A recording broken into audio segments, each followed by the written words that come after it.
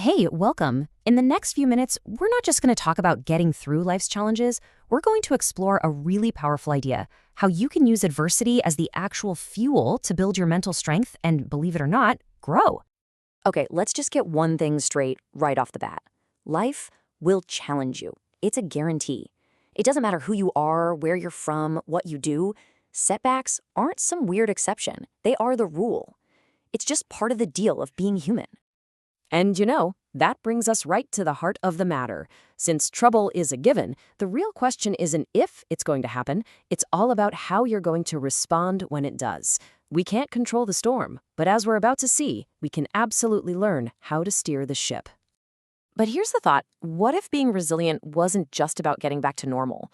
What if every single challenge actually held the secret to making you more capable, more appreciative, fundamentally stronger? That's the amazing possibility we're digging into. So if we want to tap into that potential for growth, we have to know what we're aiming for, right?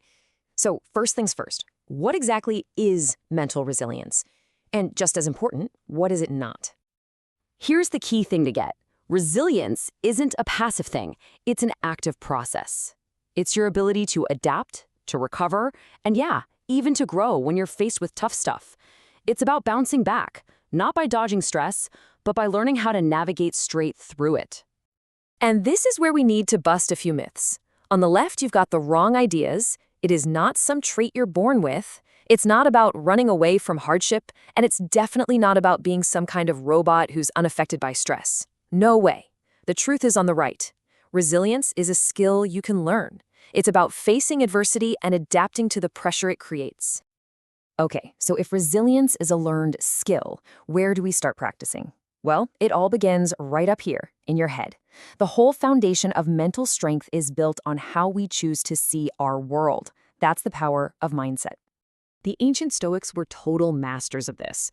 This quote from the Roman Emperor Marcus Aurelius, it just nails it. You focus on what you can control. You can't control what happens out there, but your mind, your perspective, your response, that's where your real power lies. And that ancient idea has a seriously powerful modern version in psychology called cognitive behavioral therapy, or CBT. One of its best tools is cognitive reframing, and it's a simple three-step process. First, you identify that automatic negative thought that pops into your head. Next, you challenge it. Ask yourself, is that really 100% true? Finally, you replace it with something more balanced, turning that roadblock into a real chance to learn. And this ties perfectly into what's called a growth mindset. Instead of seeing your skills as set in stone, you see them as things you can develop. A setback isn't a final judgment on who you are. It's just feedback. It completely transforms a failure into a learning opportunity. All right, with that mindset as our rock-solid foundation, let's get practical. It's time to stock up our resilience toolkit with some real, actionable strategies you can use the next time things get tough. The moment stress hits, you can use the STOP technique. It's so simple, but it works. Literally just stop what you're doing, take one deep breath to hit the brakes on that panic cycle, observe what's actually happening without judging it, and then, only then, do you plan your next move. It stops you from reacting on impulse and helps you respond thoughtfully. Now, this one is huge. Resilience is not a solo mission. You are not meant to do this alone. One of the biggest, most proven buffers against stress is having strong social connections. Investing in good relationships and having the guts to talk about what you're feeling, that's not weakness. It's one of the smartest things you can do for your resilience. This next tool is all about building momentum. You know how a vague goal like be stronger just feels impossible? That's because it's too big. The SMART framework helps you break things down into smaller, manageable chunks.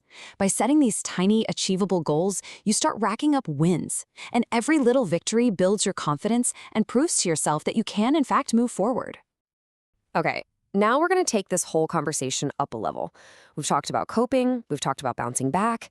But what about that idea from the beginning? The potential to not just recover from hardship, but to actually be transformed by it for the better.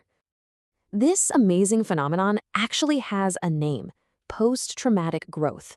It's defined as positive psychological change that happens because of the struggle with a major life crisis.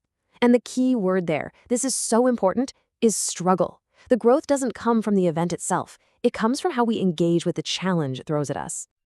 So what does this growth actually look like? Well, researchers have found these 5 common areas. After a major struggle, people often report a much deeper appreciation for life itself. They start seeing totally new possibilities for their future.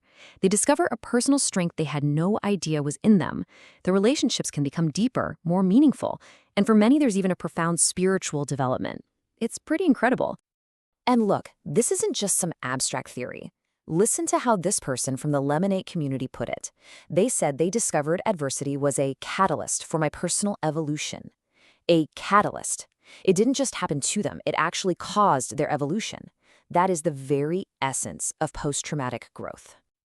So we end up right back where we started, but with a whole new perspective. Challenges are going to come. That part's inevitable. But how we engage with them, whether we see them as something to just get through or as an opportunity for real profound growth, well, that part is a choice. The tools are there, the potential is inside you. The only question left is, what will you choose?